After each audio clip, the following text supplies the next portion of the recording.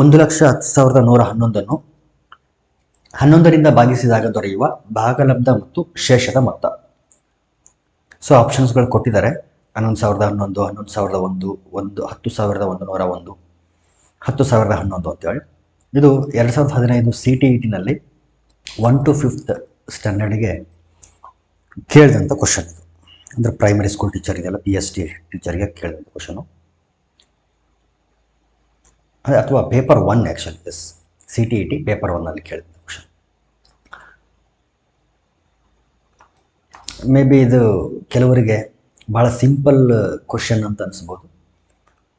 ನಾನಿಲ್ಲಿ ಕ್ವಶನ್ಗಳನ್ನ ಸೆಲೆಕ್ಟ್ ಮಾಡ್ತಾ ಇರೋದು ಸಿಂಪಲ್ಲು, ಡಿಫಿಕಲ್ಟು, ಕಾಂಪ್ಲೆಕ್ಸ್ ಈ ರೀತಿ ಎಲ್ಲ ನಾನು ಸೆಲೆಕ್ಟ್ ಮಾಡ್ತಾ ಇಲ್ಲ.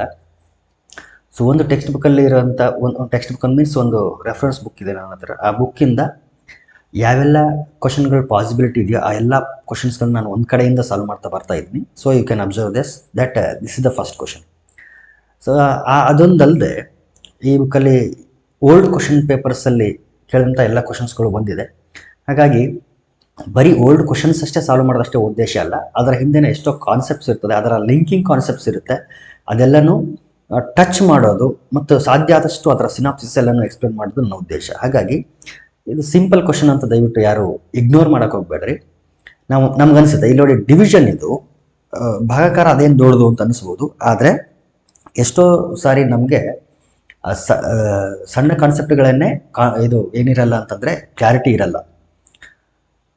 ಅದು ಆ್ಯಕ್ಚುಲಿ ನಾವು ಲೈನ್ ಬೈ ಲೈನ್ ಓದಿದಾಗಲೇ ಗೊತ್ತಾಗ್ತದೆ. ಅಷ್ಟೇ, ಯಾವುದೇ ಬುಕ್ಕನ್ನ ಲೈನ್ ಬೈ ಲೈನ್ ಓದಿದಾಗ ಗೊತ್ತಾಗ್ತದೆ, ಇಲ್ಲ ಅಂತಂದರೆ ಅದೇನು ಮಹಾ ಅಂತ ಅನ್ನಿಸ್ತದೆ. ಸೊ ಅದ್ರ ಬಗ್ಗೆ ನಾನು ಸುಮ್ಮನೆ ಅನ್ನೆಸೆಸರಿ ಜಾಸ್ತಿ ಮಾತಾಡೋಕೆ ಹೋಗಲ್ಲ. ಬಟ್ ಎನಿ ಹೌ, ನಾನು ಈ ಒಂದು ಪ್ರೊಸೆಸ್ಸಲ್ಲಿ ಹೋಗ್ತಿದ್ದೀನಿ ಈಗ. ಸೊ ಯಾವ್ಯಾವ ಇಯರಲ್ಲಿ ಕೇಳಿದ್ದಾರೆ ಅಂತೇಳಿ ಆ ಕ್ವಶನ್ನ ಕೆಳಗಡೆ ಕೊಟ್ಟಿರ್ತಾರೆ. ಸೊ ಅದನ್ನು ಪದೇ ಪದೇ ಹೇಳೋಕೆ ಹೋಗಲ್ಲ, you can observe that. So ಇಲ್ಲಿ ಏನಿದೆ ಅಂತಂದರೆ 1,10,111 ಅಂತ ಒಂದು ನಂಬರ್ ಕೊಟ್ಟಿದ್ದಾರೆ. ಇದನ್ನು 11ರಿಂದ ಡಿವೈಡ್ ಮಾಡಬೇಕು, ಭಾಗಿಸ್ಬೇಕು. ಭಾಗಲಬ್ಧ ಮತ್ತು ಶೇಷ ಬರುತ್ತೆ, ಕೋಶೆಂಟ್ ಮತ್ತು remainder. So we have to find the sum of quotient and remainder when 1,10,111 is divided by 11. This is the question. So ಇಷ್ಟು ಕೊಟ್ಟಿದ್ದಾರೆ. ಸೊ ಶುರು ಮಾಡೋಣ. ಇಲ್ಲಿ 2 ಡಿಜಿಟ್ ಅಂದರೆ ಫಸ್ಟ್ 2 ಡಿಜಿಟ್ ನೋಡಿಬಿಡ್ತೀವಿ. ಸೊ 11 ಅಂದರೆ 11 1s 11. ಸೊ ಸಬ್ಟ್ರಾಕ್ಟ್ ಮಾಡಿದಾಗ 0 ಬಂತು. ಈಗ ಈ 0ನ ಕೆಳಗಡೆ ತಗೋತೀವಿ. 11 1s 11 ತಗೊಳಕ್ಕಾಗಲ್ಲ. So we should take 11 0s 0. So subtract ಮಾಡಿದಾಗ 5 0 ಬಂತು. ಈಗ 1ಅನ್ನು ತಗೊಳ್ತೀವಿ. ಮತ್ತು 11 1s 11 ತಗೊಳಕ್ಕಾಗಲ್ಲ, 11 2s ಅಂತೂ ತಗೊಳಕ್ಕಾಗೋದೇ ಇಲ್ಲ. So again we have to take 11 0s 0. Subtract ಮಾಡಿದಾಗ 1 ಮತ್ತು 0 ಬಂತು. ಈ 1ಅನ್ನು ಕೆಳಗಡೆ ಮತ್ತೊಮ್ಮೆ ತಗೊಂಡಾಗ ಇಲ್ಲಿ 11 ಆಯಿತು. ನಾವು ಯು ಕ್ಯಾನ್ ಟೇಕ್ 11 1s 11, 11 1 11 ಅಂತ ಈಗ ತಗೊಳ್ಬೋದು. 0 0. ಈಗ ಈ 1ಅನ್ನು ನಾವು ಕೆಳಗಡೆ ತಗೊಳ್ತೀವಿ, 1. ಅಗೇನ್ ಇಲ್ಲಿ ರಿಮೈಂಡರ್ ಅಂತ ನೀವು ಕನ್ಕ್ಲೂಡ್ ಮಾಡಬಾರ್ದು. 11ಗಿಂತಲೂ ಕಡಿಮೆ ಇದೆ, so it is remainder. No, ಯಾವಾಗ ಇಲ್ಲಿರೋಂಥ ಡಿಜಿಟ್ಗಳ ಕೆಳಗಡೆ ತಗೊತೀವಲ್ಲ ಅದನ್ನು ಸಬ್ಟ್ರಾಕ್ಟ್ ಮಾಡಿದ ಮೇಲೆ ಅದು ರಿಮೈಂಡರ್ ಆಗುತ್ತೆ. ನಾವಿನ್ನೂ ಜಸ್ಟ್ ಕೆಳಗಡೆ ತಗೊಂಡಿದ್ದೀವಿ ಅಷ್ಟೇ, ಸಬ್ಟ್ರಾಕ್ಟ್ ಮಾಡಿಲ್ಲ.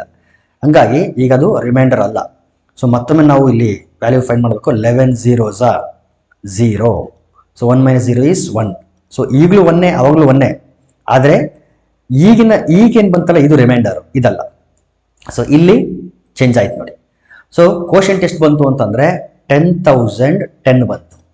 ರಿಮೈಂಡರ್ ಎಷ್ಟು ಬಂದಿದೆ ಅಂತಂದರೆ 1 ಬಂದಿದೆ. ಸೊ ಆ್ಯಡ್ ಮಾಡಿ ವಿ ಗೆಟ್ 10,011.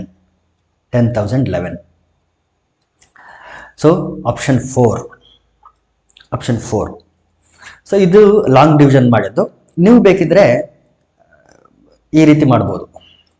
ಎಕ್ಸ್ಪರ್ಟ್ ಆಗಿದ್ದರೆ, ಡಿವಿಷನ್ನಲ್ಲಿ ಏನೂ ಪ್ರಾಬ್ಲಮ್ ಇಲ್ಲ ನನಗೆ ಅನ್ನೋದಾದರೆ ಮಾತ್ರ ಇದನ್ನು ಇದು ಮಾಡಿ ಪ್ರೊಸೀಡ್ ಮಾಡಿ. ಇಲ್ಲ ಅಂತಂದರೆ ಹೋಗ್ಬೇಡ್ರಿ. ಇಲ್ಲಾಂದರೆ better to go this way, ಏನೂ ಆಗಲ್ಲ. ನೋಡಿ, ಒಂದು ಮಾತು ನೆನ್ಪಿಟ್ಕೊಳ್ರಿ, ಶಾರ್ಟ್ಕಟ್ ಮೆಥಡ್ ಅಂತ ಎಲ್ಲೂ ಇಲ್ಲ, ಟ್ರಿಕ್ ಅಂತ ಎಲ್ಲೂ ಇಲ್ಲ. ಟ್ರಿಕ್ ಅಂತಂದರೆ ಏನು ಅಂದರೆ ಯಾವುದೋ ಒಂದು ರಿಸಲ್ಟ್ ಇರುತ್ತೆ, ಅದರ ಅಪ್ಲಿಕೇಶನ್ನೇ ಟ್ರಿಕ್ ಅಷ್ಟೇ. ಯಾರಾದರೂ ಟ್ರಿಕ್ ಹೇಳ್ಕೊಡ್ತೀವಿ ಅಂತನೋ ಅಥವಾ ಶಾರ್ಟ್ಕಟ್ ಮೆಥಡ್ ಹೇಳ್ಕೊಡ್ತೀವಿ ಅಂತನೋ ಹೇಳಿದ್ರೆ ದಯವಿಟ್ಟು ನಂಬೋಕೆ ಹೋಗ್ಬೇಡ್ರಿ. ಆಮೇಲೆ ಆ ಥರದ ಟ್ರಿಕ್ಸ್ಗಳು ಅಥವಾ ಶಾರ್ಟ್ಕಟ್ಗಳು ಕೆಲವೊಂದು ಸ್ಪೆಸಿಫಿಕ್ ಕೇಸಸ್ಗೆ ಮಾತ್ರ ಅಪ್ಲೈ ಆಗ್ತಿರ್ತದೆ. ಹಾಗಾಗಿ ನನ್ನ ಸಜೆಷನ್ ಏನು ಅಂತಂದರೆ, just understand the concepts. So so deep ಆಗಿ ಕಾನ್ಸೆಪ್ಟ್ಗಳನ್ನ ಅರ್ಥ ಮಾಡ್ಕೊಂಡ್ರೆ ಅಂತಂದ್ರೆ ಅವರು ಯಾವ ರೀತಿನಾದರೂ ಟ್ವಿಸ್ಟ್ ಮಾಡಲಿ ಆರಾಮಾಗಿ ನಾವು ಸಾಲ್ವ್ ಮಾಡ್ಬೋದು. ಇದು ನನ್ನ ಎಕ್ಸ್ಪೀರಿಯನ್ಸ್ ಅಂತ ಗೊತ್ತಾಗಿರೋದು. ಸೊ ಇಲ್ಲಿ ನಾನು ಏನು ಹೇಳ್ತೀನಿ ಅಂತಂದ್ರೆ ನಿಮಗೆ ಡಿವಿಷನ್ ಅಲ್ಲಿ ಕಾನ್ಫಿಡೆನ್ಸ್ ಇದ್ರೆ ಮಾತ್ರ ಈ ಪ್ರೊಸೆಸ್ ಮಾಡಿ, ಇಲ್ಲ ಅಂತಂದ್ರೆ ಇದೇ ರೀತಿನೇ ಹೋಗಿ. ಡಿವಿಷನ್ ಫಾಸ್ಟ್ ಇತ್ತು ಅಂತಂದ್ರೆ ಫ್ರಾಕ್ಷನ್ ಆಫ್ ಸೆಕೆಂಡ್ಸ್ ಅಲ್ಲಿ ಇಲ್ಲಿ ಆನ್ಸರ್ ಬಂದ್ಬಿಡುತ್ತೆ ನಿಮಗೆ. ನಾನಿಲ್ಲಿ ಇದನ್ನು ತೋರಿಸ್ಬಿಡ್ತೀನಿ. 11 1s 11, 11 1s 11, 11 0s 0. Again less than 11 ಇರೋದ್ರಿಂದ 11 0s 0, 1 ಉಳಿಯಿತು. ಮತ್ತೆ 1 ತಗೊಂಡ್ರೆ 11, 11 1s 11. ಅಗೇನ್ ಕಂಪ್ಲೀಟ್ ಆಗೋಯ್ತು, ಇಲ್ಲೇನು ಉಳಿಲಿಲ್ಲ. ಮತ್ತೆ 1 ಮಾತ್ರ ತಗೊಳ್ತೀವಿ. 1 is less than 11, so 11 0s 0. Remainder ಎಷ್ಟು ಉಳಿಯಿತು ಅಂತಂದ್ರೆ 1 ಮೈನಸ್ 0 ಅಂತಂದ್ರೆ 1 ಉಳಿಯಿತು. ಸೊ 1 ರಿಮೈಂಡರು ಇದು ಕೋಶೆಂಟ್ ನೋಡಿ. 10,010 ಕೋಶೆಂಟು 1 ರಿಮೈಂಡರ್. ಎರಡನ್ನು ಆ್ಯಡ್ ಮಾಡಿದಾಗ 10,011 ಅಂತ ಬರ್ತದೆ. So option 4. Next question, 102 into 201 ಇದರ ಗುಣಲಬ್ಧದಿಂದ ಎಷ್ಟನ್ನು ಕಳೆದರೆ 19,999 ಬರುವುದು ಅಂತ ಇದೆ.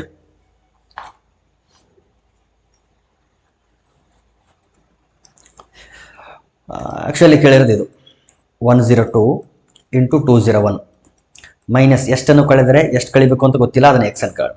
ಸೊ ಆನ್ಸರ್ ಎಷ್ಟು ಬರಬೇಕು? 19,999 ಬರಬೇಕು.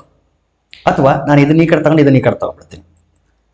102 ಇಂಟು 201 ಇದು ಈ ಕಡೆ ಬಂದರೆ minus 19,999 minus X right side ಬಂದರೆ ಪ್ಲಸ್ ಎಕ್ಸ್. ಸೊ ಈ ವ್ಯಾಲ್ಯೂ ನಾನು ಫೈಂಡ್ ಮಾಡೋಕೆ ಆ್ಯಕ್ಚುಲಿ. ಸೊ ಆ್ಯಕ್ಚುಲಿ ಇಲ್ಲಿ ನಾವು ಫಸ್ಟ್ ಮಲ್ಟಿಪ್ಲೈ ಮಾಡಬೇಕು, ಆಮೇಲೆ ಸಬ್ಟ್ರಾಕ್ಟ್ ಮಾಡಬೇಕು. ಮಲ್ಟಿಪ್ಲೈ ಮಾಡೋದು ಒಂದು 2 ಥರ ಮಾಡ್ತೀನಿ. ಒಂದು ಕಾಮನ್ ಸೆನ್ಸ್, ಇನ್ನೊಂದು ಆಕ್ಚುಯಲ್ ಡಿವಿಷನ್ನು. ನಾನು 3 ಥರ ಮಾಡೋಣ. ಎಸ್, ಒಂದೇನು ಅಂತಂದರೆ ಯಾವ ಮೆಥಡ್ಗಳು, ಬೇರೆ ಬೇರೆ ಮೆಥಡ್ಗಳು ಗೊತ್ತಿಲ್ಲ ನನಗೆ. ಮಲ್ಟಿಪ್ಲಿಕೇಶನ್ ಮಾತ್ರ, ಡಿವಿಷನ್ ಅಂತ ಹೇಳಿದೆ ನಾನು, ಮಲ್ಟಿಪ್ಲಿಕೇಶನ್. ಸೊ ನಾರ್ಮಲ್ ಮಲ್ಟಿಪ್ಲಿಕೇಶನ್ ಮಾಡೋದು ಏನಂದರೆ 1 2s 2, 1 0s 0, 1 1s 1, ಆಮೇಲೆ 0 2s 0, 0 0s 0, 0 1s 0, ಆಮೇಲೆ 2 2s 4, 2 0s 0, 2 1s 2, ಈ ರೀತಿ ಎಲ್ಲ ಮಾಡಿ ಆಮೇಲೆ ಆ್ಯಡ್ ಮಾಡೋದು. ಅದು ನಿಮಗೆಲ್ಲ ಗೊತ್ತಿರೋದ್ರಿಂದ ನಾನು ಅದನ್ನು ಹೇಳೋಕ್ಕೋಗಲ್ಲ. ಈಗ ಮಾಡೋದು ಸಿಂಗಲ್ ಲೈನ್ ಮಲ್ಟಿಪ್ಲಿಕೇಶನ್ ಅಂತೇಳಿ ವೇದಿಕ್ ಮ್ಯಾಥ್ಸಲ್ಲಿ ಇದು ಬರುತ್ತೆ. ಅದನ್ನ ಒಂದು ಸಾರಿ ಮಾಡ್ತೀನಿ ನಾನು. ಅದಾದಮೇಲೆ ಕಾಮನ್ ಸೆನ್ಸ್ ಯೂಸ್ ಮಾಡಿ ಯಾವ ರೀತಿ ಮಲ್ಟಿಪ್ಲೈ ಮಾಡೋದು ಅಂತ ನೋಡೋಣ. ಇದು ಹೆಂಗೆ ಅಂತಂದರೆ ಅದನ್ನು ಒಂದು ಪ್ರಾಬ್ಲಮಲ್ಲಿ ಎಕ್ಸ್ಪ್ಲೇನ್ ಮಾಡೋದು ಕಷ್ಟ, ಬಟ್ ನಾನು ಮಲ್ಟಿಪ್ಲೈ ಮಾಡಿಬಿಡ್ತೀನಿ ಅಷ್ಟೇ. 1 2s 2, 1 0s 0, 2 0s 0. So 0 plus 0 is 0. Again 1 1s 1, 0 4, 4 plus 1 is 5. Again 0 0, it is 0, 2 1s 2. So multiply ಮಾಡಿ ಬೇಕಿದ್ರೆ ನಿಮಗೆ ಇಷ್ಟು ಬರುತ್ತೆ ಆನ್ಸರ್, 20,502 ಅಂತ ಬರುತ್ತೆ. ಬೇಕು ಟ್ರೈ ಮಾಡ್ಬೋದು ನೀವು. ಇದು single line multiplication Vedic maths ಇಂದ. ಈಗ ಇವೆರಡನ್ನ ಇನ್ನೊಂದು ಮೆಥಡ್ ಇಂದ ಕಾಮನ್ ಸೆನ್ಸ್ ಯೂಸ್ ಮಾಡಿ ಮಲ್ಟಿಪ್ಲೈ ಮಾಡೋಣ. ಹೆಂಗೆ ಅಂತಂದ್ರೆ 102 102 ಇಂಟು 201 ಅಂದ್ರೆ ಅರ್ಥ 102 102 102 ಅನ್ನೋದು 201 ಸಾರಿ ಇದೆ ಅಂತ ಅರ್ಥ. We know that multiplication is nothing but repeated addition.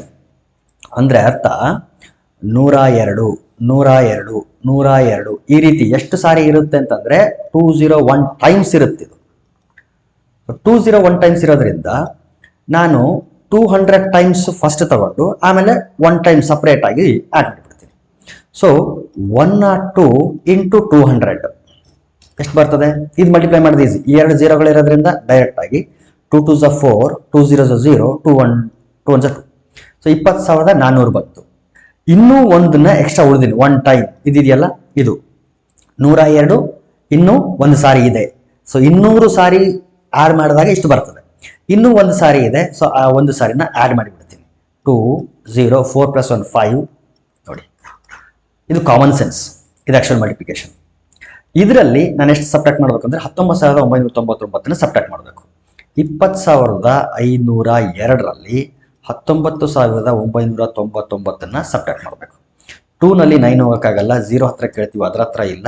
5 ಹತ್ರ ಕೇಳ್ತೀವಿ, 5 ಇದು 4 ಆಗುತ್ತೆ, ಇದು ಪಕ್ಕದಲ್ಲಿ ತಗೊಂಡು ಬಂದರೆ 10 ಆಗುತ್ತೆ. ಇದರಿಂದ ಮತ್ತೆ ನನಗೆ ಇಲ್ಲಿಗೆ ಬೇಕು, ಹಂಗಾಗಿ ಇಲ್ಲಿಂದ 1 ತಗೊಂಡ್ರೆ ಇದು 9 ಆಗುತ್ತೆ, ಇದು 12 ಆಗುತ್ತೆ. 12ಅಲ್ಲಿ 9 ಹೋದರೆ 3, 9ಅಲ್ಲಿ 9 ಹೋದರೆ 0, 4 ಅಲ್ಲಿ 9 ಹೋಗಲ್ಲ. ಮತ್ತೆ ಪಕ್ಕದಲ್ಲಿ ಕೇಳ್ತೀವಿ, ಅವ್ರ ಹತ್ರ ಇಲ್ಲ. ಇವ್ರ ಹತ್ರ ಕೇಳಿದ್ರೆ ಇದು 1 ಆಯಿತು, ಇದು 10 ಆಯಿತು, ಇದು 9 ಆಯಿತು, ಇದು 14 ಆಯಿತು. ಸೊ 14 - 9 14 - 9 ಅಂತಂದರೆ 5. 9ರಲ್ಲಿ 9 ಇದ್ರೆ 0, 1ರಲ್ಲಿ 1 ಇದ್ರೆ 0. ಸೊ ಆನ್ಸರ್ ಎಷ್ಟು ಅಂತಂದರೆ 503. ಸೊ ಎಷ್ಟು? 503, 503. ಆಪ್ಷನ್ ಎ ಅಂದರೆ ಆಪ್ಷನ್ 1 ಫಸ್ಟ್ ಒನ್. ಇದು ಸೆಕೆಂಡ್ ಕ್ವೆಶನ್. ಇದನ್ನು ಕೂಡ 2015ರಲ್ಲಿ ಕೇಳಿದ್ದಾರೆ. ಥರ್ಡ್ ಕ್ವೆಶನ್, ಕೆಳಗಿನ ಯಾವ ಹೇಳಿಕೆಯು ಸರಿಯಾಗಿದೆ? ಸೊ ಫಸ್ಟ್ ಸ್ಟೇಟ್ಮೆಂಟ್ ಏನು ಅಂತಂದರೆ, 3 ಬೆಸ ಸಂಖ್ಯೆಗಳ ಗುಣಲಬ್ಧವು ಒಂದು ಸರಿ ಸಂಖ್ಯೆಯಾಗಿರುತ್ತದೆ. ಎರಡನೇ ಆಪ್ಷನ್ನು, ಒಂದು ಸರಿ ಸಂಖ್ಯೆ ಮತ್ತು ಒಂದು ಬೆಸ ಸಂಖ್ಯೆಯ ವ್ಯತ್ಯಾಸವು ಒಂದು ಸರಿ ಸಂಖ್ಯೆಯಾಗಿರುತ್ತದೆ. ಥರ್ಡ್ ಆಪ್ಷನ್, 2 ಬೆಸ ಸಂಖ್ಯೆಗಳು ಮತ್ತು ಒಂದು ಸರಿ ಸಂಖ್ಯೆಯ ಮೊತ್ತವು ಒಂದು ಸರಿ ಸಂಖ್ಯೆಯಾಗಿರುತ್ತದೆ. ಫೋರ್ತ್ ಆಪ್ಷನ್, 3 ಬೆಸ ಸಂಖ್ಯೆಗಳ ಮೊತ್ತವು ಒಂದು ಸರಿ ಸಂಖ್ಯೆಯಾಗಿರುತ್ತದೆ. ಸೊ ಇದನ್ನು ನಾವು 2 ಥರ ಸಾಲ್ವ್ ಮಾಡ್ಬೋದು. ಒಂದು, ನನಗೆ ಡೀಪ್ ನಾಲೆಜ್ ಇಲ್ಲ, ಕಾನ್ಸೆಪ್ಟ್ಗಳು ಅಷ್ಟು ಗೊತ್ತಿಲ್ಲ ಅಂತಂದರೆ ಜಸ್ಟ್ ಒಂದು ಕೌಂಟರ್ ಎಕ್ಸಾಂಪಲ್ನ ಕೊಟ್ಕೊಂಡ್ಬಿಡಿ ಸಾಕಾಗ್ತದೆ. ಪ್ರತಿಯೊಂದು ಆಪ್ಷನ್ಗೆ ಕೌಂಟರ್ ಎಕ್ಸಾಂಪಲ್ ಕೊಟ್ಬಿಟ್ರೆ ಯಾವುದಾಗುತ್ತೆ ಯಾವುದಾಗಲ್ಲ. ಕೌಂಟರ್ ಎಕ್ಸಾಂಪಲ್ ಯಾವಾಗ್ಲೂ ರಾಂಗ್ ಅಂತ ತೋರ್ಸಕ್ಕೆ ಕೊಡಬೇಕು, ರೈಟ್ ಅಂತ ತೋರ್ಸಕ್ಕೆ ಕೌಂಟರ್ ಎಕ್ಸಾಂಪಲ್ ಆಗಲ್ಲ. ಅದು ನೆನ್ಪಿಟ್ಕೊಳ್ಳಿ. ಸೊ ಇಲ್ಲಿ ಫಸ್ಟ್ ಸ್ಟೇಟ್ಮೆಂಟ್ ಇದೆ, 3 ಬೆಸ ಸಂಖ್ಯೆಗಳ ಗುಣಲಬ್ಧ ಒಂದು ಸರಿ ಸಂಖ್ಯೆಯಾಗಿರುತ್ತದೆ ಅಂತ ಹೇಳಿದೆ. ನೋಡೋಣ, 3 ಬೆಸ ಸಂಖ್ಯೆ ತಗೊಳ್ಳೋಣ. 3, 5, 7 3 ಬೆಸ ಸಂಖ್ಯೆಗಳೇ. ಇದನ್ನ ಮಲ್ಟಿಪ್ಲೈ ಮಾಡೋಣ. ಗುಣಲಬ್ಧ ಏನಾಗಿರುತ್ತೆ ಅಂತ ಹೇಳ್ತಾನೆ, ಒಂದು ಸರಿ ಸಂಖ್ಯೆ ಅಂತ ಹೇಳ್ತಾನೆ. ನೋಡೋಣ, 5 3 15, 15 × 7, 7 5 35, 7 1 7, 7 3 10, 105 ಬಂತು. ಅಥವಾ 7 3 21 × 5 ಮಾಡಿದ್ರು ಕೂಡ 105 ಬರೋದು. ಸೊ 105 ಬೆಸ ಸಂಖ್ಯೆ ಆಯಿತು. ಇಲ್ಲಿ ಹೇಳ್ತಾ ಇದ್ದೇನೆ ಸರಿ ಸಂಖ್ಯೆ ಅಂತೇಳಿ. So option 1 is wrong. Counter example wrong ಅಂತ ಪ್ರೂವ್ ಮಾಡೋಕೆ ಕೊಡ್ಬೇಕು ಯಾವಾಗಲೂ. ಸೊ ರೈಟ್ ಅಂತ ಪ್ರೂವ್ ಮಾಡೋಕ್ಕೆ ಒಂದು ಎಕ್ಸಾಂಪಲ್ಲು ಹೆಲ್ಪ್ ಮಾಡಲ್ಲ. ಅಥವಾ ಒಂದು ಎಕ್ಸಾಂಪಲ್ ಏನಾದರೂ ಅದಕ್ಕೆ ಸಪೋರ್ಟಿವ್ ಆಗಿ ಬಂತು ಅಂತಂದರೆ ಅದು ಸಪೋರ್ಟಿವ್ ಎಕ್ಸಾಂಪಲ್ ಅಂತ ತಗೊಳ್ಬಾರ್ದು. ಅದು ನೆನ್ಪಿಟ್ಕೋಬೇಕು. ಕೌಂಟರ್ ಎಕ್ಸಾಂಪಲ್ಲು ರಾಂಗ್ ಅಂತ ಪ್ರೂವ್ ಮಾಡೋಕೆ ತೋರಿಸ್ತೀವಿ ಯಾವಾಗಲೂ. ಒಂದು ಸರಿ ಸಂಖ್ಯೆ, ಒಂದು ಬೆಸ ಸಂಖ್ಯೆ, ವ್ಯತ್ಯಾಸ ಸರಿ ಸಂಖ್ಯೆ ಆಗಿರ್ತದೆ ಅಂತ ಹೇಳ್ತಾನೆ. ನೋಡೋಣ, ಒಂದು ಸರಿ ಸಂಖ್ಯೆ ತಗೊಳ್ಳೋಣ, ಒಂದು ಬೆಸ ಸಂಖ್ಯೆ ತಗೊಳ್ಳೋಣ. ಸರಿ ಸಂಖ್ಯೆ 8 ಆಗಿರಲಿ, ಬೆಸ ಸಂಖ್ಯೆ 5 ಆಗಿರಲಿ. ಏನಾಗಿರ್ತದೆ ಅಂತ ಹೇಳ್ತಾರೆ? ಸರಿ ಸಂಖ್ಯೆ ಅಂತ ಹೇಳ್ತಾನೆ. 8 - 5 ಎಷ್ಟು ಬಂತ ಆನ್ಸರು? 3 ಬಂತು. ವಿಚ್ ಈಸ್ ಬೆಸ? ಸರಿಯಲ್ಲ. ಇಲ್ಲ, ದೊಡ್ಡ ಸಂಖ್ಯೆನೇ ಒಂದು ಬೆಸ ಸಂಖ್ಯೆ ತಗೊಳ್ಳೋಣ, ಸಣ್ಣ ಸಂಖ್ಯೆನೇ ಒಂದು ಸರಿ ಸಂಖ್ಯೆ ತಗೊಳ್ಳೋಣ. ಈಗ 7 - 4, ಈಗ 3, ಈಗಲೂ ಕೂಡ ಬೆಸ ಸಂಖ್ಯೆ. ಸೊ ಸರಿ ಸಂಖ್ಯೆ ಮತ್ತು ಬೆಸ ಸಂಖ್ಯೆ ವ್ಯತ್ಯಾಸ ಸರಿ ಸಂಖ್ಯೆ ಆಗಿರುತ್ತದೆ ಅನ್ನೋದು ತಪ್ಪು. 2 ಬೆಸ ಸಂಖ್ಯೆಗಳು ಮತ್ತು ಒಂದು ಸರಿ ಸಂಖ್ಯೆ ಮೊತ್ತ ಒಂದು ಸರಿ ಸಂಖ್ಯೆ ಆಗಿರ್ತದೆ ಅಂತ ಹೇಳ್ತಾರೆ. ನೋಡೋಣ, 2 ಬೆಸ ಸಂಖ್ಯೆಗಳು 3 + 5, 2 ಬೆಸ ಸಂಖ್ಯೆ ಮತ್ತು ಒಂದು ಸರಿ ಸಂಖ್ಯೆ 4 ತಗೊಳ್ಳೋಣ. ಮೊತ್ತ ಸರಿ ಸಂಖ್ಯೆ ಆಗಿರ್ತದೆ ಅಂತ ಹೇಳ್ತಾನೆ. 5 4 8, 8 4 12 ಸರಿ ಸಂಖ್ಯೆ. ಸೊ ಇದು ಕರೆಕ್ಟ್ ಅಂತ ಹೇಳಬಾರ್ದು. ಯಾಕಂತಂದ್ರೆ ಇದು ಸಪೋರ್ಟಿವ್ ಎಕ್ಸಾಂಪಲ್ ಆಗಿರುತ್ತೆ, ಆದರೆ ಮೇ ಬಿ ಎಕ್ಸೆಪ್ಷನಲ್ ಆಗಿರ್ಬೋದು. ಹಾಗಾಗಿ ಇದನ್ನು ತಗೊಳ್ಬಾರ್ದು. ಕೌಂಟರ್ ಎಕ್ಸಾಂಪಲ್ಸು ಯಾವಾಗ್ಲೂ ರಾಂಗ್ ಅಂತ ಪ್ರೂವ್ ಮಾಡಕ್ಕೆ ಹೇಳಿರ್ಬೇಕು. ಯಾವಾಗಲೂ ಸರಿ ಸಂಖ್ಯೆ ಆಗಿರುತ್ತದೆ ಅಂತ ಹೇಳ್ತಾನೆ. ಸೊ ಮೇ ಬಿ ಇರಬಹುದು. ಈಗ ಫೋರ್ತ್ ಆಪ್ಷನ್ ಏನಾದ್ರು ರಾಂಗ್ ಆಯ್ತು ಅಂದ್ರೆ ಅಫ್ಕೋರ್ಸ್ ಥರ್ಡ್ ಆಪ್ಷನ್ ಕರೆಕ್ಟ್ ಆಗ್ತದೆ. ಫೋರ್ತ್ ಆಪ್ಷನ್ ಒಂದು ರೂಲ್ ಔಟ್ ಮಾಡೋಣ. 3 ಬೆಸ ಸಂಖ್ಯೆಗಳ ಮೊತ್ತವು ಒಂದು ಸರಿ ಸಂಖ್ಯೆ ಆಗಿರುತ್ತದೆ ಅಂತ ಹೇಳ್ತಾನೆ. 3 ಬೆಸ ಸಂಖ್ಯೆಗಳ ಮೊತ್ತ 3 5 7, 3 ಬೆಸ ಸಂಖ್ಯೆ ಮೊತ್ತ ಕಂಡುಹಿಡಿಯೋಣ. 7 3 10 5 15, ಇದು ಬೆಸ ಸಂಖ್ಯೆ ಬಂತು. ಇಲ್ಲೇನು ಹೇಳ್ತಾನೆ? ಸರಿ ಸಂಖ್ಯೆ ಅಂತ ಹೇಳ್ತಾನೆ. So option 4 wrong. So option 3 is the correct. ಇದು ಕೌಂಟರ್ ಎಕ್ಸಾಂಪಲ್ಗಳನ್ನು ಕೊಡೋದ್ರ ಮೂಲಕ. ಕೌಂಟರ್ ಎಕ್ಸಾಂಪಲ್ ಬಿಟ್ಟು ಬೇರೆ ತರ ಸಾಲ್ವ್ ಮಾಡಬಹುದಾ ಅಂತಂದ್ರೆ ಅಫ್ಕೋರ್ಸ್ ಬೇರೆ ತರ ಸಾಲ್ವ್ ಮಾಡಬಹುದು. ಈವನ್ ನಂಬರ್ನ ಒಂದು ಸ್ಟ್ಯಾಂಡರ್ಡ್ ಫಾರ್ಮ್ ಇದೆ, ಆಡ್ ನಂಬರ್ನ ಒಂದು ಸ್ಟ್ಯಾಂಡರ್ಡ್ ಫಾರ್ಮ್ ಇದೆ. ಅದನ್ನ ಯೂಸ್ ಮಾಡಿ ಕೂಡ ನಾವು ಪ್ರೂವ್ ಮಾಡಬಹುದು. ಅದನ್ನ ಯೂಸ್ ಮಾಡ್ಬೇಕಂದ್ರೆ ಸ್ವಲ್ಪ ಕಾನ್ಸೆಪ್ಟು ಗ್ರಿಪ್ ಇರಬೇಕು. ಒಂದಕ್ಕೆ ಮಾತ್ರ ಒಂದು ಆಪ್ಷನ್ಗೆ ಮಾತ್ರ ನಾನು ತೋರಿಸ್ತೀನಿ ಅದು ಹೆಂಗೆ ಮಾಡೋದು ಅಂತೇಳಿ. ಬೇರೆ ಬೇರೆ ಆಪ್ಷನ್ಗೆ ನೀವು ಬೇಕಿದ್ರೆ ಟ್ರೈ ಮಾಡಬಹುದು. ಯಾವುದಕ್ಕೆ ತೋರಿಸ್ತೀನಿ ಅಂತಂದ್ರೆ ಇದೇನೆ ಆಪ್ಷನ್ 3ನೇ ತೋರಿಸೋಣ. ಆಪ್ಷನ್ 3 ಏನಿದೆ? 2 ಬೆಸ ಸಂಖ್ಯೆ ಮತ್ತು ಒಂದು ಸರಿ ಸಂಖ್ಯೆ. ಬೆಸ ಸಂಖ್ಯೆ ಯಾವ ಫಾರ್ಮಲ್ಲಿ ಇರುತ್ತೆ ಅಂತಂದ್ರೆ ಇದನ್ನ ಕ್ಲಿಯರ್ ಮಾಡ್ಕೊಂತೀನಿ ರೀ.